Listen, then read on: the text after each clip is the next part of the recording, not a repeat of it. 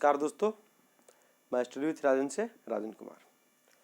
आज हम लोग फिर एक टॉपर का, कल जैसे ज्योग्राफी ऑप्शनल का हम कॉपी डिस्कशन कराए थे, उन्हीं का ये जीएस पेपर 2 का कॉपी होगा, जिनमें इनको आपको मिला है 160 नंबर। ठीक, इनका पेपर 1 जो है उसमें आपको 190 नंबर मिला है। कुल मिलाकर ये टॉप 30 में है। ठीक, मतलब रैंक कितना है नहीं बताएंगे, आइडेंटिटी का सवाल है। यहाँ पे देखिए, इन्होंने आंसर जो अपना है वो 4 पेज में लिखा है। ठीक, 4 पेज 3 पेज 4 पेज 3 पेज करके लिखे हैं और इनको रीस्केलिंग यहाँ पे में किया गया है। रीस्केलिंग करके नंबर दिया गया है। फिर से देखिए, एक बार नंबर चढ़ा दिया गया है, उसका नंबर कम किया गया धीरे धीरे। देखिए यहाँ पे एक नंबर जो है आपका, एक नंबर जो है आंसर पहले 30 मिला था, बाद में 22 मिला। 2 नंबर में 22 मिला है, 22 मिल गया है। ठीक है, तो उसके बाद 5 नंबर जो क्वेश्चन है 22 नंबर पहले मिला था, बाद में 18 मिला। 6 नंबर में 23 के 30 रह गया है। 7 नंबर में 21 के 21 रह गया है और 8 नंबर में 19 के 19 रह गया है। तो इस तरह से कॉपी में रीमार्किंग मतलब पुनः मूल्यांकन भी एक बार होता है। ठीक, ये बात आप लोग याद रखिएगा। चलिए, उसके बाद साइंस टेक का जो पर्सन होता है वहाँ पे 18 और 17 इनको मिला है।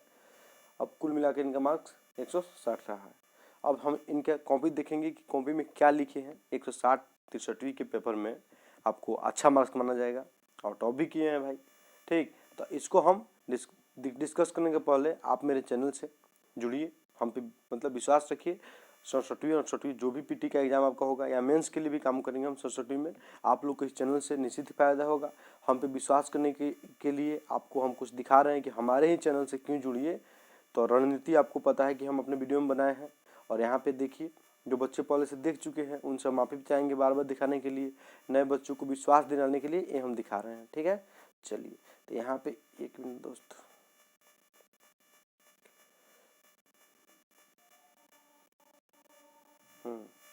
एक मिनट, हाँ चलिए, ये हमारा 64वीं का मार्कशीट है। देखिए, राजन कुमार BC 119। ठीक, उसके बाद फिर आइए आप लोग देखिए यहाँ पे 160 कितना 106 राजन कुमार 65 का मार्कशीट है। उसके बाद फिर देखिए यहाँ पे ये रहा आपको 66 का मार्कशीट 122 राजन कुमार। जुड़िए हमारे चैनल से, आप लोग को निश्चित ही फायदा होगा। ठीक दोस्तों, चलिए अब आते हैं हम लोग ओरिजिनल क्वेश्चन डिस्कशन किया जाए।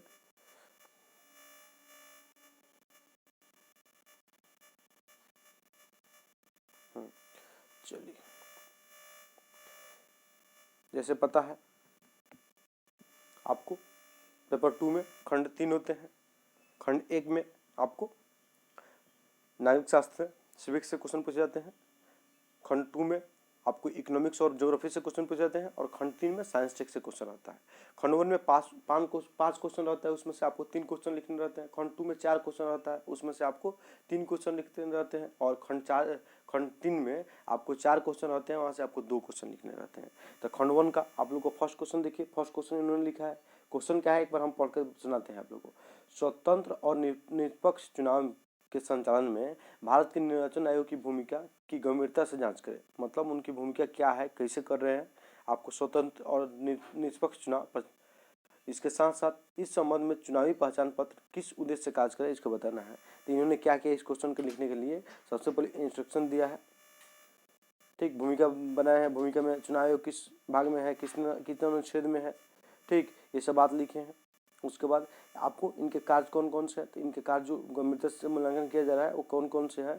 तो इनमें कार्य में होगा, चुनाव आयोग विश्वसनीयता को बढ़ाने के लिए उद्देश्य से चुनाव पूर्व उम्मीदवारों को शपथ पत्र में उन पर लगे आरोप, उनके संपत्ति का ब्यौरा आदि की जांच लेता है। मतलब जो चुनाव सुधार हुए हैं ना हाल ही में, उसी को दिखा देना है। ईवीएम के साथ वीवीपैट मशीन का प्रयोग को बढ़ावा दिया जा रहा है। इसके साथ चुनाव किसी जाति विशेष के पक्ष में न हो, इसका ध्यान रखा जाता है। मतदान केंद्र पर मतदाता को बाहरी शक्तियाँ प्रभावित न कर सके, इसके लिए सुरक्षा के कड़े इंतजाम किए जाते हैं। ठीक, मतदान पूर्व आपराधिक प्रवृत्ति या मतदान केंद्र पर गड़बड़ी फैलाने वाले लोगों को आशंका के आधार पर नोटिस जारी करता है। चुनाव प्रचार के दौरान मतदाता को धन आदि के लोभ से प्रभावित न किया जाए, इसके लिए आचार संहिता का निर्माण कर उसे लागू किया जाता है। मतदान खत्म होने से 48 घंटे पूर्व सभी तरह के प्रचार प्रसार पर रोक लगा दिया जाता है, ताकि मतदाता को अंतिम समय में प्रभावित न कर सके। कोई भी व्यक्ति चुनाव लड़ सके, इसके लिए निर्दलीय उम्मीदवार को भी अपना पर्चा दाखिल करने का पूरा अधिकार दिया जाता है। चुनाव प्रचार के दौरान विभिन्न नेता द्वारा मतदाताओं के ध्रुवीकरण के प्रयास पर नियंत्रण रखने के उद्देश्य से स्वयं न्याय भी करता है, मतलब न्यायिक संस्था के रूप में भी कार्य करता है। अनेक बार चुनाव आयोग ने आपराधिक प्रवृत्ति के उम्मीदवार को रोकने हेतु संसद को अपना मतलब सुझाव दिया है, जिसको मतलब लागू करना चाहिए, अनुमोदन दिया है, पर इस पर अब तक कोई ठोस कार्य नहीं किया जा सका है। चुनाव की तय खर्च की सीमा को बढ़ाया गया है और इसकी निगरानी भी की जाती है। इसके साथ सभी नागरिक चुनाव में अपना मत का प्रयोग कर सके, इसके लिए मतदाता से पूर्व मतदान सूची को तैयार करता है और क्षेत्र में BLO द्वारा उसका क्रमांक संख्या को फोटो सहित उसके घर पर पहुंचाया जाता है। और किसी क्षेत्र विशेष में चुनाव कराना संभव न हो तो राष्ट्रपति को अपना अनुमोदन भेजकर चुनाव को कुछ समय हेतु स्थगित कर सकता है। तो ये क्वेश्चन आपका एक पार्ट हुआ, मतलब इस क्वेश्चन में 2 पार्ट बन रहे हैं, उसमें से एक पार्ट का क्वेश्चन कितना अच्छा आंसर लिखा गया है। स्वतंत्रता और निष्पक्ष चुनाव के संचालन में भारत के निर्वाचन आयोग की भूमिका की जांच कीजिए। कैसे मतलब अच्छा से मतलब चुनाव प्रश्न हो, स्वतंत्र चुनाव हो, निष्पक्ष चुनाव हो, उसके लिए क्या क्या किया जा रहा है, कितना अच्छा जांच किए हैं। इसके साथ साथ इस संबंध में चुनावी पहचान पत्र की भूमिका काफ़ी अलग है। इसके उद्देश्य निम्नलिखित है। क्या क्या उद्देश्य है देखते हैं। चुनाव में फर्जी वोट को रोका जा सके, इसके लिए मतदाता का फोटोयुक्त पहचान पत्र के साथ साथ मतदाता सूची भी उनके फोटो में छापा जा रहा है। ठीक, नए मतदाता है तो अगर चुनाव पहचान पत्र जारी न किया गया हो तो उसके मतदान सूची में अंकित नाम के संलग्न फोटो मुक्त पहचान पत्र फोटोयुक्त पहचान पत्र मिले।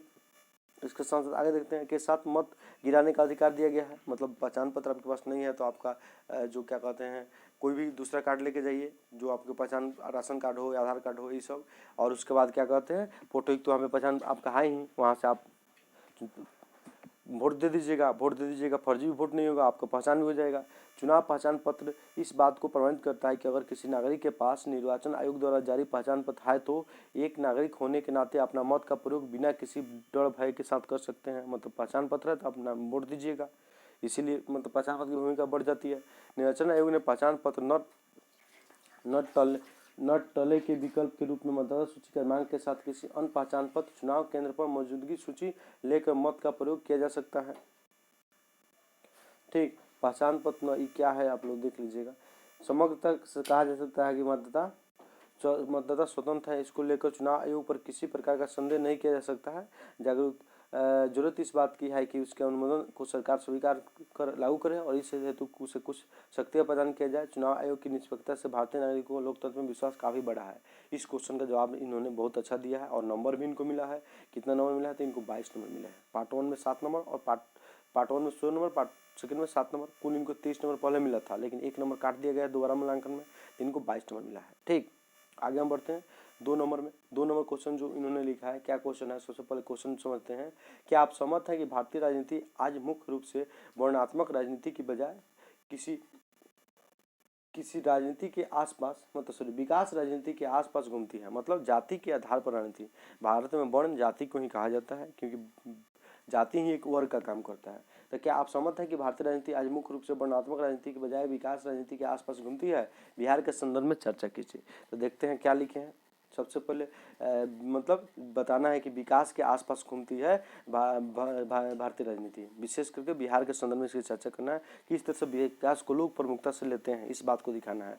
अगर विकास कोई नहीं करता है तो उसको लोग क्या करते हैं और विकास करने वालों को लोग के साथ क्या करते हैं, इसको दिखाना है। ठीक, तो भारत एक विविधता वाला देश है जहाँ इन भूमिका दिए हैं, जहाँ पर अनेक जाति संप्रदाय धर्म आदि के लोग निवास करते हैं। स्वतंत्रता के बाद से विभिन्न राजनीतिक दलों के भारत की इस विविधता को अपने राजनीतिक स्वार्थ की पूर्ति हेतु प्रयोग किया और समाज में जाति धर्म आदि में वोट कर अपनी रोटियां सेकते रहे। मतलब राजनीतिक दल अपना रोटी सेकने के लिए जाति को बढ़ावा देते हैं, लेकिन जैसे जैसे हम आगे बढ़े, मतलब जैसे जैसे भारत के लोगों में जागरूकता आई, धीरे धीरे राजनीति में इसका प्रयोग घटता गया और वर्तमान में इस राजनीतिक राजनीति के बजाय विकास की राजनीति को और थोड़े बहुत कमी के साथ आगे बढ़े। मतलब पहले क्या था, राजनीति में जाति का प्रयोग खूब होता था, राजनेता अपना मतलब राजनीतिक रोटी सेकने के लिए जाति का खूब इस्तेमाल करते थे। लेकिन अब क्या हुआ है, मतदाता में जागरूकता ही है और वो क्या कर रहे हैं, आपको वर्णात्मक राजनीति से, जाति पर आधारित राजनीति से हट के विकास की राजनीति को मतलब देख रहे हैं। भले ही थोड़ा सा प्रभाव उसको हम निष्कर्ष में लिखेंगे, इसके पक्ष में निम्नलिखित, मतलब हम नहीं लिखेंगे, ये लिखेंगे, हम लोग भी लिखना होगा, लिखेंगे, ठीक। इसके पक्ष में निम्नलिखित तर्क दिए जा सकते हैं। क्या तर्क है, मतलब किस तरह से भारतीय राजनीति जो है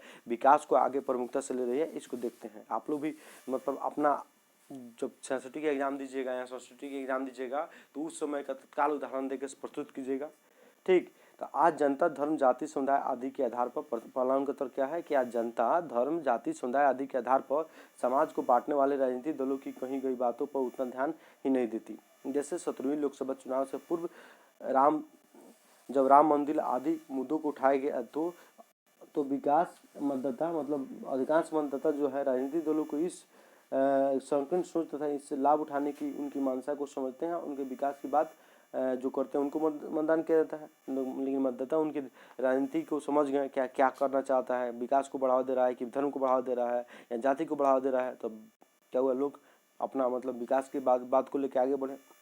आज के समय में जनता अपने मौलिक अधिकारों की पूर्ति हेतु किए गए पूरे कार्य और आगामी के जो बचे हुए कार्य हैं उनमें आप क्या कर रहे हैं उस बात पर जोर दे रही है। जैसे बिहार में शराबबंदी को सरकार की सही सोच बताया जाना, भले ही इसका मतलब ठेका लेने वाले तथा इस पर कार्यरत लोग बेरोजगार हुए हैं, ठीक, लेकिन जो मौलिक अधिकार उनकी पूर्ति हुई है, मौलिक नीति को पूरा किया गया है शराबबंदी को बंद करके। ये अच्छा कदम है बिहार सरकार का।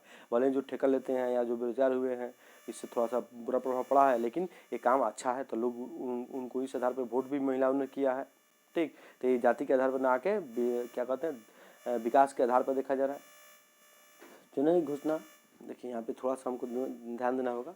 चुनावी घोषणा पत्र में घोषित विभिन्न बातों, खासकर किसानों के कर्ज माफी के मामलों को भले ही उसकी क्या कहते हैं उस राज्य की कुछ जनता का समर्थन प्राप्त हुआ, लेकिन कोई राज्य में चुनाव होते हैं तो उस चुनाव में क्या किया जाता है, फट देना, राजनीतिक दल क्या करते हैं, घोषणा कर देते हैं कि हम कर्ज माफ़ी करेंगे, लेकिन जनता क्या करती है, समझती है कि कर्ज माफ़ी से कुछ नहीं होने वाला है। भले आगे उसमें कुछ लोग वोट दे देते हैं, लेकिन अधिकांश लोग क्या करते हैं, समझते हैं कि कर्ज माफ़ी से कुछ नहीं होती है। किसान को क्या करना होगा, आत्मनिर्भर बनाइए, किसान के लिए योजना चलाइए, ठीक। ये बात उनके लिए ज़्यादा अच्छा रहेगा। वर्तमान में बिहार में वर्तमान सरकार भले ही लोगों रोष है, लेकिन उनके विभिन्न विकास संबंधी, मतलब वर्तमान का सरकार से भले ही लोगों में रोष है, लेकिन उनके विकास संबंधी जो नीतियां हैं, जैसे महिलाओं को आरक्षण देना, शराबबंदी लागू करना, दहेजबंदी पर अपना मतलब लोगों को जागरूकता करना, कानून बनाना, कृषि ऋण में ग्रामीण विद्युतीकरण आदि से लोग खुश भी हैं और लोग उनको विकास के आधार पर वोट भी मतलब किए हैं वर्तमान चुनाव में। इसका चर्चा आप लोग भी कर सकते हैं आंसर में। लोग चुनाव पूर्व ऐसे समाचार चैनलों को सुनने में रुचि कम दिखाते हैं जिस पर विभिन्न नेता, देखिए ये क्रिएटिव आंसर राइटिंग हो गया, ये सब बुक में नहीं मिलेगा, आप अपने माइंड से सोच के ये सब आंसर लिखा गया है। देखिए कितना अच्छा लिखा गया है। लोग चुनाव पूर्व ऐसे समाचार चैनलों को सुनने में रुचि कम दिखाते हैं जिस पर विभिन्न नेताओं का अलग बिना किसी तथ्य के साथ कहते हैं, मतलब तर्क जो होता है मैनिया झोंझ, हम लोग अपने भोजपुरी भाषा में बोलते हैं, तो लोग मैनिया झोंझ को देखने से बचते हैं। और लोग ऐसे न्यूज़ चैनल को पसंद कर रहे हैं आजकल जो यहाँ पे तर्क के आधार पे बात किया जा रहा है, ठीक। जैसे राज्यसभा टीवी हुआ या राज्यसभा टीवी हुआ या आजकल मतलब अच्छे से टीचर इस पर डिबेट करते हैं, जैसे विकास द्विवेदी सर, इनका न्यूज़ लोग अच्छे से गौर से सुनता है, ठीक। अधिकांश लोगों का मानना है कि एक बार किसी सरकार ने अच्छा काम किया है, कर दिखाया तो उसे वोट दीजिए, अब नहीं कर रहे हैं अच्छा काम तो उसको हटाइए, दूसरे पार्टी आएगा, इस बात को इसमें लिखे हैं, ठीक। तो जिस तरह से हम देख रहे हैं कि बिहार में चाहे भारतीय स्तर पर राजनीति जो है जाति के आधार पर न होते हुए, मतलब वर्णात्मक राजनीति न होते हुए क्या हुई है, विकास के इर्द गिर्द घूमने लगी है, इस बात को दिखाया गया है, ठीक। इसके साथ साथ विभिन्न स्तरों पर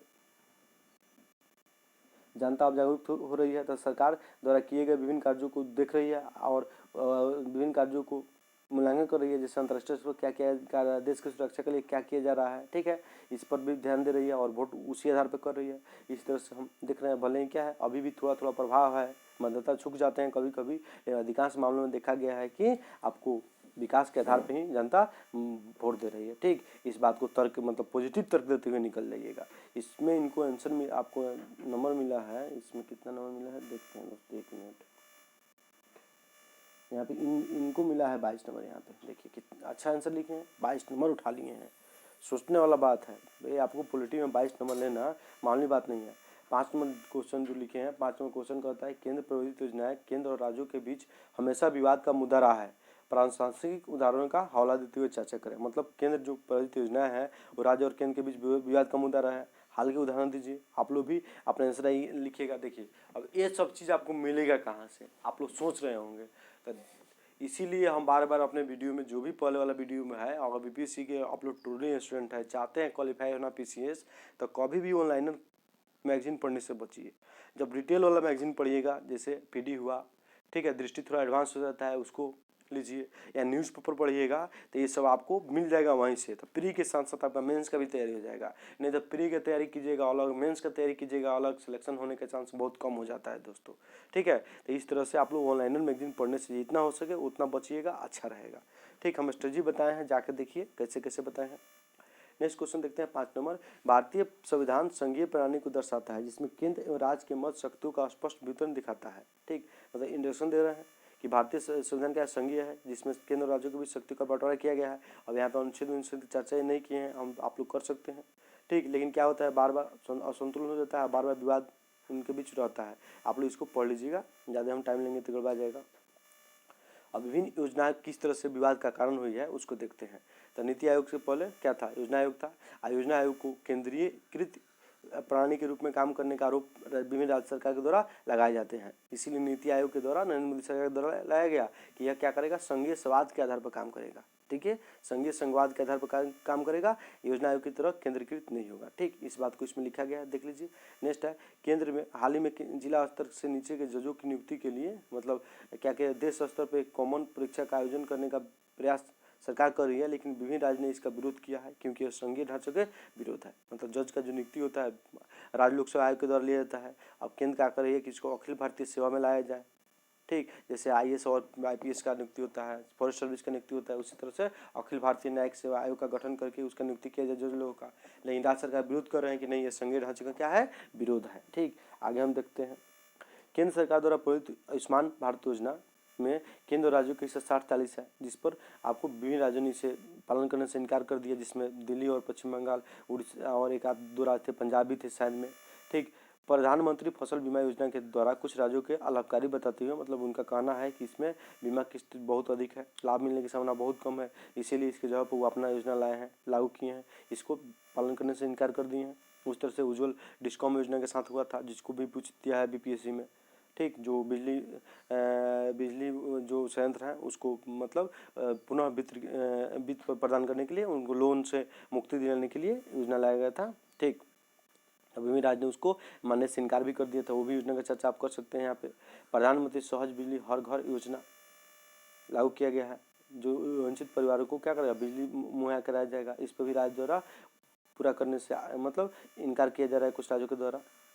ठीक, केंद्र सरकार द्वारा लाई गई जो नो डिस्टेंस पॉलिसी जो है, ठीक, इसकी जगह नो डिस्टेंस पॉलिसी कुछ राज्य सरकार ने असंगत बताया तथा इसकी जगह अपनी योजना लाई है। उसी तरह से इस तरह वर्तमान में लाई गई जीएसटी नामक नवीन कर व्यवस्था भी कुछ राज्य सरकार द्वारा संघीय व्यवस्था पर इसे आक्षेप बताया और अत्यधिक विरोध किया। नीट के जो एग्ज़ाम होते हैं मेडिकल के लिए, हाल ही में क्या किया गया था कि इसको मतलब पूरा भारत भर के नीट के एग्जाम एक साथ कराने के लिए कहा गया था, एक मतलब संस्था एग्जाम लेगी, जिसमें विभिन्न प्रकार के राज्यों ने आरोप लगाया कि नहीं, ये संघीय ढांचे के विरुद्ध है, खास करके तमिलनाडु ने, कि हम लोग के राज्य में छात्रों को अच्छा मौका नहीं मिलेगा। ठीक, चलिए, सरकार द्वारा लाई गई अंततः आय योजना सुरक्षण योजना, जिससे तरह केंद्र सरकार ने भावांतर योजना, मतलब सरकार द्वारा लाई गई अंततः आय सुरक्षण योजना जो है, जिसके तहत केंद्र सरकार ने भावांतर योजना समेत 2 अन्य प्रावधानों को शामिल करते हुए राज्य सरकार को किसानों से अनाज खरीदने की आग्रह किया, लेकिन विभिन्न राज्य सरकार ने इसे मानने से इनकार कर दिया। ठीक, अतः कहा जा सकता है कि अगर विभिन्न राज्य सरकारें और केंद्र सहयोग संवाद में को न अपना कर आपस में इस तरह मतलब इस तरह से राजनीति लाभ लेने के लिए लड़ते रहते हैं। देखिए यहाँ पे उनके बारे में बताया गया है, कुल इनको पहले 22 मिला था, 18 कर दिया गया है। ठीक, चलिए, तो एक आध कोई योजना छोड़े हैं और कुछ लिखा जा सकता है, शायद पेज भी कम है इनका इसमें। बीपीएससी का स्मार्ट जो उत्तर होता है वो 4 पेज में होता है दोस्तों। ठीक, मतलब पेज जबरदस्ती मत बढ़ाइए, 3 पेज में अगर आपको उत्तर हो ही रहा है तो क्या कीजिएगा, लेकिन स्मार्ट जो उत्तर होता है वो 4 पेज का उत्तर माना जाता है। चलिए आगे हम बढ़ते हैं नेक्स्ट क्वेश्चन के निष्कर्ष यहाँ पे देख लीजिएगा इनका। खंड 2 में जो है, जैसे पेपर 1 में पॉलिटी हो गया हमारा, तो खंड 2 में और साथ ज्योग्राफी के क्वेश्चन होंगे, वो देखिए किस तरह से लिखा गया है। यहाँ पे देखते हैं क्वेश्चन क्या है आपका। क्वेश्चन जो है, क्वेश्चन है आपको वर्तमान में भारतीय, क्या क्वेश्चन 6, वर्तमान में भारतीय कृषि की प्रमुख समस्याओं पर प्रकाश डालते हुए उन्हें दूर करने हेतु सुझाव दिए। साथ ही भारतीय कृषि के विकास हेतु सरकार द्वारा चलाए जा रहे प्रमुख कार्यक्रमों की चर्चा की है। क्वेश्चन का 2 पार्ट है। एक कह रहा है कि कृषि संकट में क्यों है, कृषि की समस्या क्या क्या है उसको चर्चा कीजिए, और इसको दूर करने के लिए सरकार द्वारा क्या क्या प्रयास किए जा रहे हैं उसको बताइए। तो सबसे पहले संकट को देखिए, यहाँ पे इंट्रोडक्शन दिया गया है कि कितनी आबादी उसमें कार्य करता है, कितना % GDP में योगदान है, निर्यात होता, और थोड़ा इंट्रोडक्शन बढ़ा सकते थे, आते हैं। इसमें क्या क्या लिखा गया है, तो जोत का आकार छोटा है, ठीक। इसके साथ आप पढ़ लीजिएगा डिटेल से। शिक्षा जो है, शिक्षा में कमी है। इसके साथ साथ कृषि आधारित उद्योग का अभाव है, ठीक। उसका अवसंरचनात्मक अभाव है, जैसे रोड नहीं है, भंडारण की असुविधा है, ठीक है, कोल्ड स्टोरेज नहीं है, खाद्य प्रसंस्करणों की कमी है, ये सब बात भी बोला गया है। फसल उत्पादन का सही दाम नहीं मिल पाने के कारण कम उत्पादन तो किसान द्वारा किया जाता है, लेकिन न तो उसे खरीदा जाता है, नहीं, ये सभी बात बताया गया है, इसको देख लीजिएगा। इसके अलावा MSP की बात बताया गया है, जो सभी किसान को नहीं मिलता है, मात्र 94 मतलब 6% किसान इसका लाभ उठा पाते हैं, ठीक। ये सब बात आप बता सकते हैं। इसके बाद आपदा प्रबंधन भी करना होगा, क्योंकि आपदा से किसान नष्ट हो जाते, मतलब किसान को की फसल नष्ट हो जाती है, ये सब बात बताना होगा। तो इसको दूर करने के लिए क्या क्या उपाय किए गए वो बताया गया है। तो क्या क्या किया गया है, तो प्रधानमंत्री फसल बीमा योजना लाया गया है, उसके बारे में थोड़ा लिखे हैं, देखिए अपना पढ़िए डिटेल से इसको। स्वामीनाथन योजना को सिफारिश को लागू करना है, जिसमें आपको बोला गया है कि MSP जो है लागत मूल्य का 150% किया जाए, ठीक, जो सरकार कर भी दी है उनकी सरकार के अनुसार। उस तरह से कुसुम योजना है, उसको लागू किया गया है, ठीक। उस तरह से प्रधानमंत्री अन्नदाता आयु सुरक्षण योजना है, उसको लागू किया गया है। ऑपरेशन ग्रीन चलाए गए हैं, ई-नाम प्रोग्राम चलाए गए हैं। बिहार सरकार द्वारा लागू की गई कुछ योजना है, उसका चर्चा किया गया है। मृदा स्वास्थ्य कार्ड योजना चलाए गए हैं, इस सब बारे में लिखे हैं। कुल इनको 23 नंबर मिला है। वाह, क्या आंसर, मतलब नंबर मिला, बहुत अच्छा नंबर। नेक्स्ट क्वेश्चन देखते हैं, 7 नंबर क्वेश्चन जो है। 7 नंबर क्वेश्चन क्या है दोस्तों, तो 7 नंबर क्वेश्चन क्या है, भारत में गरीबी के अनुमान पर चर्चा करते हुए गरीबी के लिए जिम्मेदार कारकों की व्याख्या करें। भारत सरकार के द्वारा गरीबी दूर करने के लिए कौन कौन से कार्यक्रम चलाए जा रहे हैं, मतलब गरीबी का अनुमान और गरीबी के जिम्मेदार कारक और दूर करने के लिए कार्यक्रम कौन कौन चलाए जा रहे हैं। तो इन्होंने इंट्रोडक्शन में क्या क्या अभी तक जितने भी समिति गठित की गई उस सब समिति के बारे में थोड़ा सा बताए हैं। उसके बाद योजना आयोग की रिपोर्ट को बताए हैं, ठीक। उसके साथ साथ इन्होंने आपको जो बहुआयामी विकास गरीबी सूचकांक जो जारी किया जाता है उसके बारे में बताया है। UNO के द्वारा बहुत अच्छा रिपोर्ट होता है वो आपको बहुआयामी गरीबी सूचकांक जो 2010 में लागू किया गया था, 10 मानक के आधार पर होता है, इसको यहाँ पे बताया UNDP के द्वारा, इसको पढ़ लीजिएगा। इसको बताया है उसके कृषि पर जनसंख्या की अत्यधिक निर्भरता जो गरीबी का मुख्य कारण है, इसके बारे में बताएं, लिखे कि कैसे कारण है। उसका विनिर्माण क्षेत्र का पिछड़ापन है, ठीक, अपना पढ़िए डिटेल से इसको। शिक्षा में कमी कमजोरी या शिक्षा का अभाव, शिक्षा में बराबरी का अभाव, ये सब बात होगा। स्वास्थ्य देखिए, ठीक है। उसी के साथ साथ आपको लिखा गया है क्या, अधिकांश आबादी असंगठित क्षेत्र में काम करती है, असंगठित क्षेत्र में काम करने वालों को उचित मजदूरी नहीं मिलता है, कार्य घंटे अधिक होते हैं, सामाजिक सुरक्षा नहीं मिल पाते हैं, ये सब यहाँ पे कमी होती है, उसको दिखाया गया है, ठीक। इसके साथ इसके अलावा हमारी पारंपरिक जिला क्या कहते हैं शिक्षा प्रणाली भी गरीबी के लिए उत्तरदायी है, क्योंकि शिक्षा प्रणाली में मतलब किताबी ज्ञान को ज़्यादा बढ़ावा दिया गया है, पर क्या कहते हैं आपको व्यवहारिक ज्ञान कम मिलते हैं, कौशल की कमी है, ठीक। इसलिए नई शिक्षा नीति लाई गई है, इसको मतलब आप गरीबी दूर करने के लिए दिखा सकते हैं, यहाँ पे जोड़ सकते हैं। भारत सरकार के प्रयास निम्नलिखित है, तो भारत सरकार कौन कौन प्रयास करी है, तो मेक इन इंडिया लाई है, जिससे कि उद्योग लगेगा। स्टैंड इंडिया और स्टार्टअप इंडिया लाया गया है, ठीक है, जिससे छोटे छोटे नए नए उद्योग खुलेंगे, ठीक। कृषि के क्षेत्र में अनेक सुधार किए गए हैं, सब आप सुधार जितने हैं उसको बताइएगा। जैविक खेती, फसल बीमा योजना, कुसुम योजना, मतलब जितने भी प्रोग्राम है अधिकांश चर्चा कर दीजिए, ठीक। डिजिटल इंडिया भी लाया गया है, इसके लिए प्रधानमंत्री जनधन योजना लाया गया है, इस पर आपको इनको मिला है 21, ये भी अच्छा मार्क्स मिलेंगे, माना जाएगा। नेक्स्ट क्वेश्चन है दोस्तों, नेक्स्ट क्वेश्चन क्या है, नेक्स्ट क्वेश्चन आपको है भारत में पाए जाने वाले प्रमुख खनिजों की विस्तार से व्याख्या करें, मतलब प्रमुख खनिज जो भी है उसके बारे में बता देना है।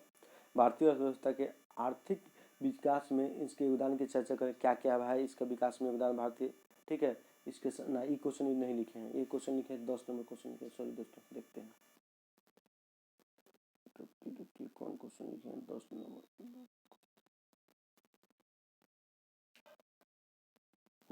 एक क्वेश्चन इनके द्वारा नंबरिंग किया गया 10 नंबर हम लिख रहे हैं, लेकिन क्वेश्चन वास्तविक है 8, ठीक है, देखिए एग्जामिनर के द्वारा दाएं दिखा के क्वेश्चन नंबर 8 यहाँ पे लिख दिया गया हो, और नहीं तो हो सकता है कि इन्होंने अपना काट के अंदर लिखा गया है, या अंदर लिखे हैं तो ये एग्जामिनर के द्वारा ही क्वेश्चन नंबर 8 लिखा गया है।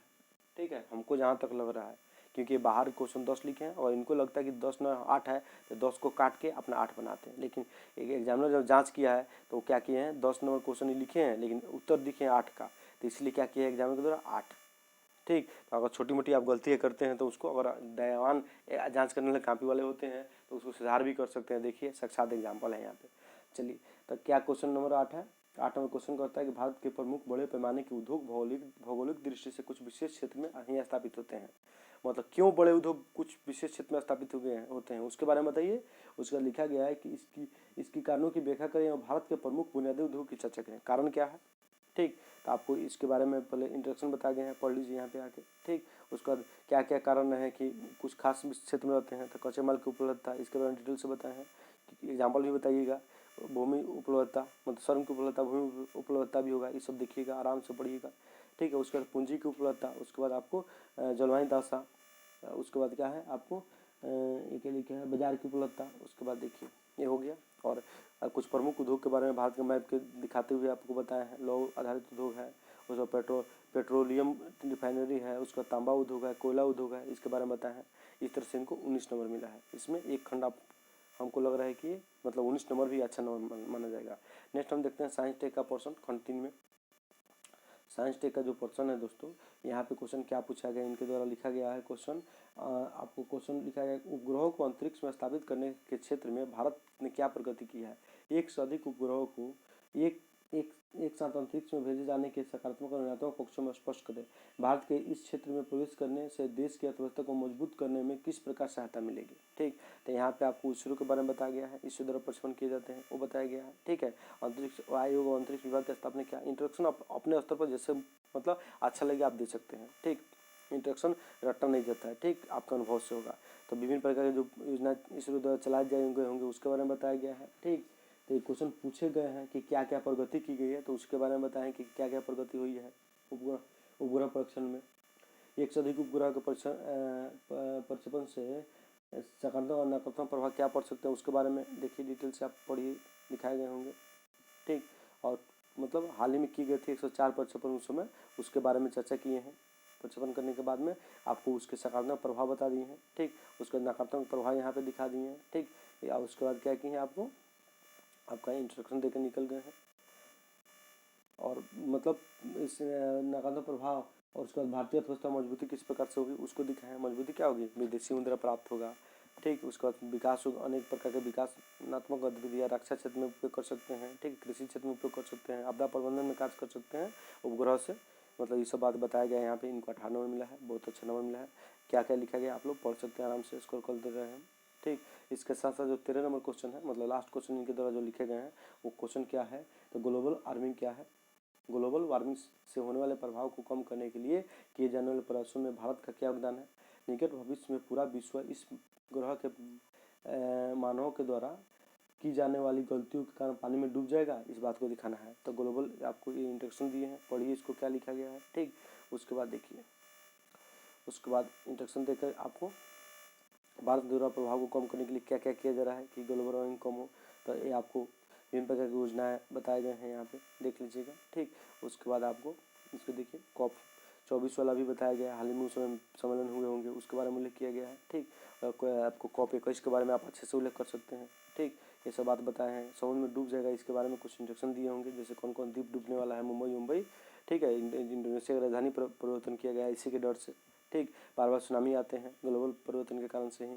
इस प्रकार से इनको कितने नंबर मिले, 17 नंबर इसमें मिले हैं। ठीक, तो इस तरह से हमारा कॉपी का डिस्कशन आप लोग देख के लाभ उठाइए। अच्छा लग रहा है तो चैनल को सब्सक्राइब कीजिए। हम 10 से अधिक कॉपी आप लोगों के सामने प्रस्तुत कर देंगे, ताकि 66वीं एग्जाम में आप लोगों के सामने एक आइडिया मिल जाए। ठीक, भले हम 15-20 दिन के अंदर में प्रोवाइड करेंगे, डेली कॉपी अपडेट नहीं करेंगे। आप लोग देखिए, अपना रणनीति बनाइए, पढ़िए उड़िए। ठीक है, वीडियो ज़्यादा मतलब देखिए, लेकिन अपना पढ़ाई भी जारी रखिए। ठीक है दोस्तों, चलिए, नमस्कार।